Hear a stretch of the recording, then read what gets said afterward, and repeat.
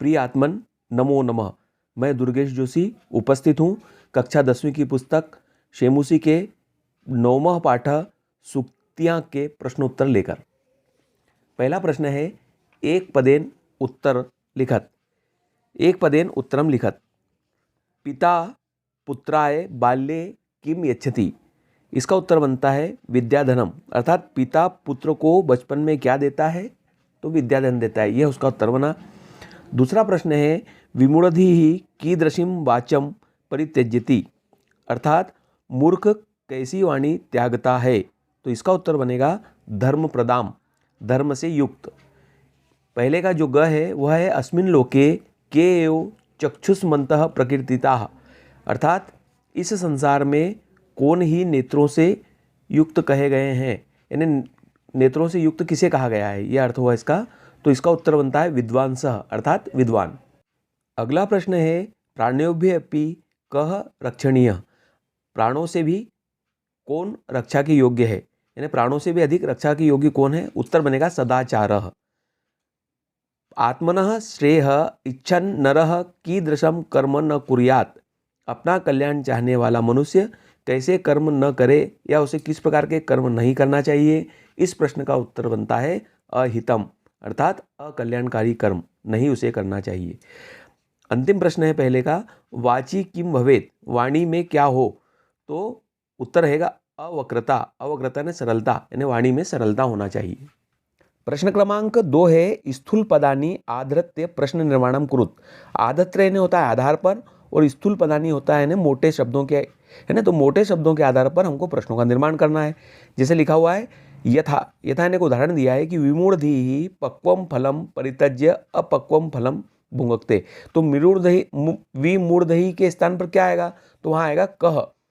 ये जो स्थूल पद है विमूढ़धि, इसके स्थान पर आएगा कह पक्वम फलम परित्यज्य अपक्वम फलम भुंक्ते। ठीक है। अब पहला इसका क है, संसारे विद्वांसः, यहाँ विद्वांसः स्थूल पद है ना। ज्ञान चक्षुभिः नेत्रवन्तः कथ्यन्ते, तो ये विद्वांसः जो स्थूल पद है इसकी जगह आएगा के, तो हो जाएगा उत्तर संसारे के ज्ञान चक्षुभिः नेत्रवन्तः कथ्यन्ते, यानी संसार में कौन ज्ञान चक्षुओं से नेत्र वाले कहे जाते हैं। ठीक है। अगला, जनकेन सुताय शैशवे विद्याधनम दीयते। यहाँ सुताय स्थूल पद है, इसका अर्थ होता है पिता के द्वारा पुत्र को बचपन में विद्याधन दिया जाता है। जनकेन सुताय शैशवे विद्याधनम दीयते, तो इसका जो प्रश्न निर्माण हो जाएगा वो होगा जनकेन कस्मै शैशवे विद्याधनम दीयते। अगला है, तत्वार्थस्य निर्णयः विवेकेन कर्तुम शक्यः। वास्तविक अर्थ का निर्णय विवेक के द्वारा कर सकते हैं। अब यहाँ स्थूल पद है तत्वार्थस्य, तो इसका प्रश्न निर्माण होगा कस्य, कस्य निर्णयः विवेकेन कर्तुम शक्यः। अगला है, धैर्यवान लोके परिभवम न प्राप्नोति। धैर्यवान संसार में तिरस्कार नहीं पाता है। यहाँ स्थूल पद है लोके, तो लोके की जगह जब प्रश्न निर्माण करेंगे तो आ जाएगा कुत्र, तो बनेगा प्रश्न धैर्यवान कुत्र परिभवम न प्राप्नोति। अंतिम है दूसरे का, आत्मकल्याणम इच्छन नरः परेशान अनिष्टम न कुर्यात्। परेशान स्थूल पद है, इसका प्रश्न निर्माण होगा आत्मकल्याण इच्छन नरः केशाम अनिष्टम न कुर्यात्, अर्थात अपना कल्याण चाहने वाला मनुष्य किनका बुरा न करे। प्रश्न क्रमांक 3 है, पाठात चित्वा अधोलिखितानाम श्लोकानाम अन्वयम उचित पद क्रमेण पूरयत। अर्थात पाठ से चुनकर नीचे लिखे जो श्लोक हैं उनके जो अन्वय हैं उनको उचित शब्द से क्रम में पूरा करना है। तो इसमें जो नीले कलर में दिख रहा है ये क्रम लिखा है, और उसमें जो एक पूरा क्रम है, और इसमें जो लाल अक्षर में लिखा है उसमें क्रम की पूर्ति बताई गई है ना। तो पहला है, पिता पुत्राय बाल्ये महत विद्याधनम यच्छति अस्य पिता किम तपः तेपे इत्युक्ति तत् कृतज्ञता। ये जो लाल अक्षरों में लिखा हुआ है इससे उस अन्वय की पूर्ति हुई है।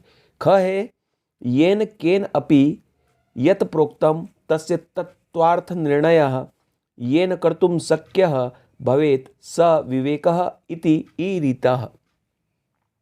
प्रश्न क्रमांक 3 का ग है, यह आत्मनः श्रेयः प्रभुतानि सुखानि च इच्छति परेभ्यः अहितम कर्म कदापि न कुर्यात्। ये जो लाल अक्षर है इनसे अन्वय की पूर्ति हुई है और ये पूरा अन्वय बन गया। प्रश्न क्रमांक 4 है, ये बहुत महत्वपूर्ण प्रश्न है और ये इस प्रश्न पे आपको सिद्ध होना है। ठीक है ना, इसके लिए थोड़ा ध्यान से देखना। प्रश्न है, अधोलिखितम उदाहरणद्वयं पठित्वा अन्येषां प्रश्नानाम् उत्तराणि लिखत। नीचे लिखे दोनों उदाहरणों को पढ़कर अन्य प्रश्नों के उत्तर देना है। ये तो इसका अर्थ हुआ। अब प्रश्न है क्या, इसमें श्लोक क्रमांक 3 और श्लोक क्रमांक 7 ये 2 श्लोक दिए हुए, तो इन श्लोक को आपको पहले पढ़ना है और उसकी हर पंक्ति का प्रश्न पूछा गया है और उस प्रश्न का उत्तर देना है। ये एग्जाम में आता है, ठीक है ना, तो इसको बहुत गंभीरता से पढ़ें आप। अब जैसे उसने उदाहरण दिया है सत्या मधुरा च वाणी का, यानी श्लोक क्रमांक जो 3 है उसमें इसका उत्तर है, तो इसका उत्तर बनेगा धर्मप्रदा। फिर उसने एक पंक्ति और ली है, उसका पूछा है धर्मप्रदाम वाचः क त्यजति, तो इसका उत्तर बनेगा विमूढ़। फिर अगला प्रश्न उसी श्लोक से पूछा है मूढ़ः पुरुषः काम वाणी वदति, यानी तो उसका उत्तर बनेगा परुषाम। और इसका जो ग है उसमें है मंदमति कीदृशम फलम खादति, तो इसमें आया है इसका उत्तर अपक्वं। इसी प्रकार ख में श्लोक क्रमांक जो 7 है, आपको सबसे पहले श्लोक क्रमांक 7 का अध्ययन करना है, जो कि है य इच्छत आत्मनः श्रेयः प्रभुतानि सुखानि च न कुर्याद हितम कर्म स परेभ्य कदापि च। इसको अच्छे से पढ़ना है। फिर उस श्लोक में से 4 प्रश्न पूछे जाएंगे आपसे जो एग्जाम में आते हैं और सीधे 5 नंबर का प्रश्न बनता है। वो पहला प्रश्न है यथा में पूछा है, उसने उदाहरण दिया है कि बुद्धिमान नरः किम इच्छति, उत्तर बनता है आत्मनः श्रेयः। इसी प्रकार पहला प्रश्न है कियन्ति सुखानि इच्छति, उत्तर बनेगा प्रभुतानि। सह कदापि किम न कुर्यात्, उत्तर है अहितम कर्म। और ग है स केभ्य अहितम न कुर्यात्, उत्तर है परेभ्य। ये जब हम पूरा श्लोक पढ़ लेते हैं तो हमको उसमें से उसके उत्तर मिलना बहुत सरल हो जाता है। प्रश्न क्रमांक 5 है मंजूषायाः तद भावात्मक सूक्ति ही विचित्य अधोलिखित कथानानां समक्षम लिखत, यानी मंजूषा ने होता है एक पेटी, तो मंजूषा से उस भावात्मक सूक्ति को चुनकर लिखें, कथनों के सामने लिखिए। यानी आपको एक एक सूक्ति लिखना है जिस संबंध में वो प्रश्न पूछा जाए, ठीक है। देखो इसमें वो जो मंजूषा है उसमें लिखा है आचरेण तु संयुक्त संपूर्ण फल भाग भवेत। दूसरा है मनसी एकम वचसी एकम कर्मणि एकम महात्मनाम विद्याधनम सर्वधन प्रधानम स वो मनांसी जानताम सम वो मनांसी जानताम विद्याधनम श्रेष्ठ तन्मूल मित्रध्वनम आचार प्रभवो धर्मः संतश्चा 4 लक्षणाः।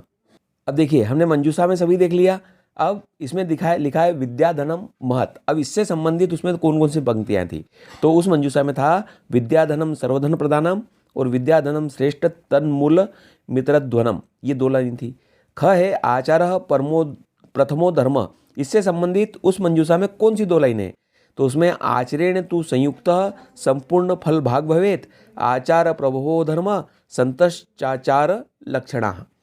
ग है चित्ते वाची च अवक्रता एव समत्वम, इससे संबंधित उसमें 2 लाइनें दी हुई है मनसी एकम वचसी एकम कर्मणि एकम महात्मनाम, और दूसरा दिया है सम वो मनांसी जानताम। इस प्रकार से यह प्रश्न यहाँ पूरा होता है और मैं आपको बार बार कहूँगा कि इन प्रकार के प्रश्नों पर ध्यान दिया जाए ताकि हमारा विवेक अधिक जागृत हो। प्रश्न क्रमांक 6 का अ है अधोलिखिता नाम शब्दानाम पूर्वतः उचितम विलोम शब्दम कोष्ठकात चित्वा लिखत। देखिए ये दोनों प्रश्न भी बड़े मानसिक श्रम के हैं। पहले लिखा है नीचे लिखे शब्दों के आगे उचित विलोम शब्द कोष्ठक से चुनकर निकालना है। इससे हमारी वोकेबुलरी बढ़ेगी संस्कृत की। अगर हम थोड़ा सा ध्यान देते हैं तो हमारे शब्दों पर अधिकार होगा। पहला लिखा है पक्वः, उसके बाद परिपक्वः, अपक्वः और क्वथितः लिखा हुआ है। इसमें से हमको ढूंढना है कि पक्वः का विलोम शब्द क्या है, तो वो बनेगा अपक्वः। इस प्रकार विमूढ़धि में सुधीहि निधिहि मंदधिहि लिखा हुआ है, इसमें बनेगा सुधीहि। कातरः, इसमें अकरुणः अधीरः अकातरः, इसमें से हमको एक इसका उचित विलोम ढूंढना है तो वो बनेगा अकातरः।